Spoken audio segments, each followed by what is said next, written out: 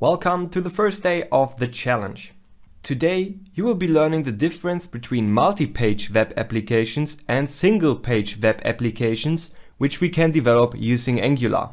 You will also learn about Angular components, and we will cover the programming language that Angular is using, which is called TypeScript. So you will get a brief introduction into TypeScript today. As you already know, during that challenge we will cover Angular, then we will cover ASP.NET Core Advanced, and then we will combine both together to create a complete application. So for today, there is some theory which is really important because we are doing some computer science here, right? And computer science is based on really sometimes more or less complex technology.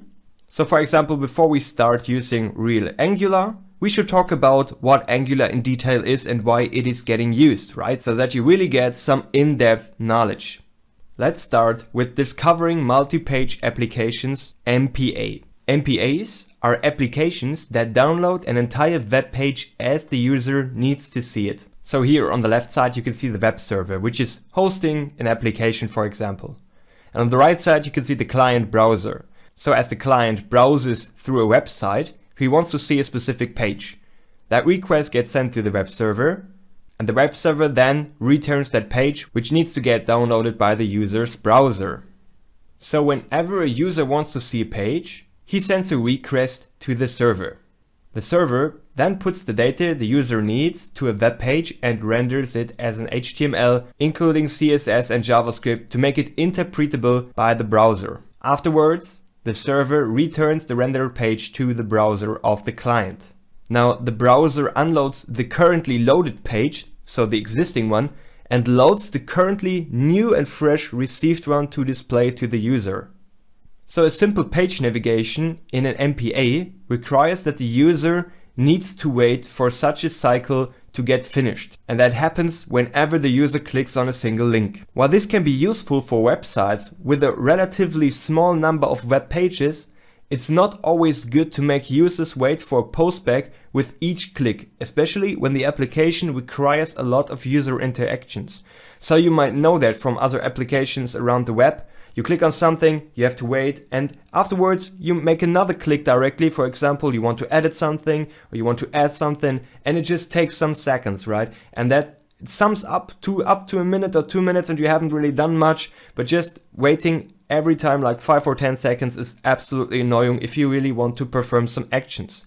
It's not really that important when you just go to an article site and it loads once and then you can read for like half an hour. But if you have to do a lot of clicks and a lot of page switching in your application or in an application, then the user needs to wait a lot. Now let's talk about how we can solve that issue. How can we minimize the time a user needs to wait during his interactions with a web application? The solution is pretty simple. We need to minimize the amount of data that needs to move over the network while the user is interacting with the application. So we can build more responsive apps using the SPA single page application technology. That enables developers to minimize the data transmission across the network during the time the user interacts with the software. So to sum it up, this is what you will learn in that challenge.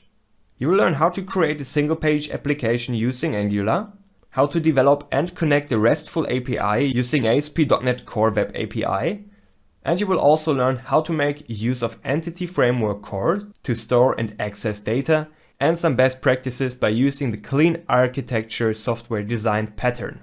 So that besides of keeping your users happy, you can also make the job of maintaining the software more exciting for yourself and for your teammates. Great, so now you know what an MPA is and why we instead want to develop a single page application using Angular. Now let's move on to the next video and explore Angular and single page applications even further.